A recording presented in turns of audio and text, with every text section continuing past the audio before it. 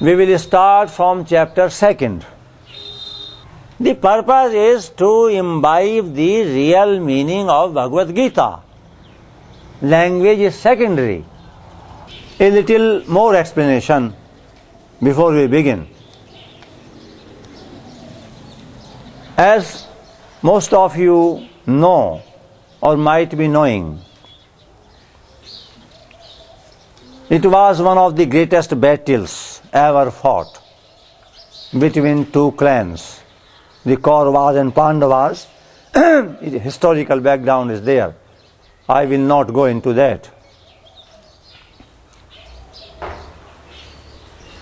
Arjun was decidedly the greatest warrior of that time. Lord Krishna accepted his request to become his charioteer, driving the chariot in the battlefield. So, driving his chariot, Lord Krishna came to the battlefield.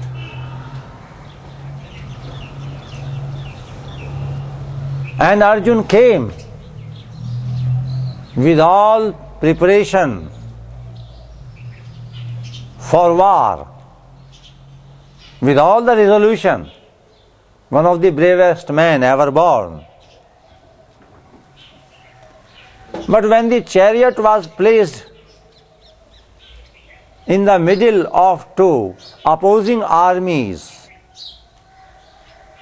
one army that side, another army that side, in the middle of two confronting armies, the chariot was placed. One of the greatest dilemma of human life developed there in the heart of Arjun. He saw on both the sides, on his own side also, on another side also, that the persons with whom he has to fight are none but his own relatives, close relatives. So that attachment for relatives developed. He felt bewildered, and it came to his mind that am I going to kill these my relatives, the near and dear ones? Some of them were highly respectable for him. His own preceptor, his own guru, at whose feet he learned archery. He became a warrior. Dronacharya was there, his own teacher. Then the great grandfather, in whose lap he sat and played, Bhishma Pitamah, he was there in the opposing side. And almost all were relatives, close relatives. Arjun developed the feeling of great attachment, a sort of delusion. Okay. A sort of delusion. And it came to his mind, am I going to fight with these people, kill them, who are my dear ones, near ones? It's not worthwhile. It's useless to fight. It's useless to kill these people. What for? For earth, for land, for the kingdom. It developed in him. Better, even it is better to beg in the street rather than killing these my relatives and then possess the kingdom. Even that is better. And then he gave many arguments to Lord Krishna against war. He gave so many arguments, if you read them, perhaps almost all the arguments that can come to a human mind were exhausted by Arjun. How disastrous it would be, and what evil will follow after that, and how degradation there would be to the society when people are killed like that.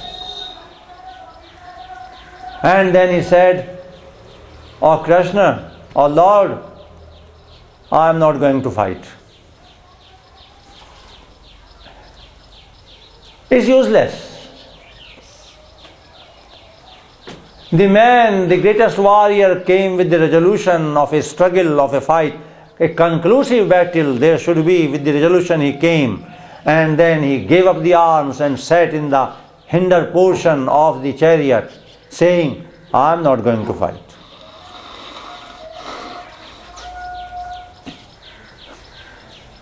One of the most is rather strangest situation that could ever come in human life. Nothing can be compared.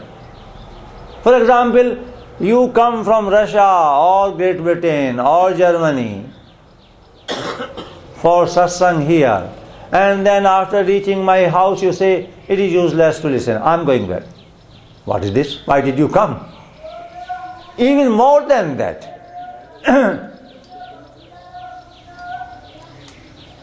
seeing this condition, seeing this situation in the heart of one of the greatest warriors of that time, the Lord started giving the sermon. This sort of description is found in chapter 1, which I have left today. I have given you the gist. The real sermon, the wisdom, starts from verse 11 in chapter 2. It is from verse 11 that this sermon starts. So today we start from chapter 2, how it starts, all that, and you will see there many interesting things. Interesting as well as instructive, very instructive. And by now, as you know, it is the greatest wisdom on the planet of Earth, I must say in the whole universe. And if there are several universes, in all the universes too, nothing can be beyond it, and everything is found in it, in only 700 verses. And as everybody has the freedom to express one's ideas, I also have the freedom. So in that freedom, using that freedom, I can say, only they are lucky in this world. Only those human beings are fortunate in this world who happen to read this sermon. Only, I am using the word only consciously, not just by the way.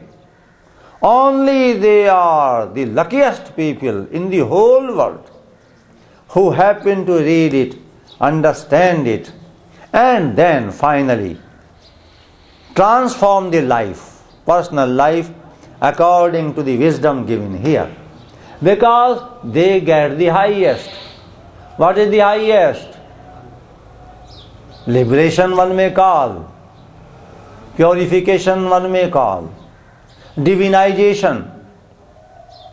One becomes godlike. One becomes free of all the impurities, of all the bad things. That is to say, in other words, one rises above animality, which human beings at the time of birth in some proportion bring with them from the past. That animality, the elements of animality means jealousy, greed, lust, things like that. One rises above them and then realizes this self becomes happy for all times.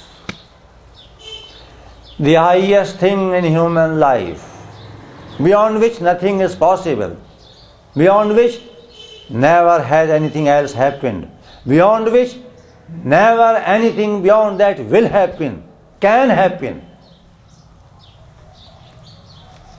So, you and me all are the luckiest that we are having it.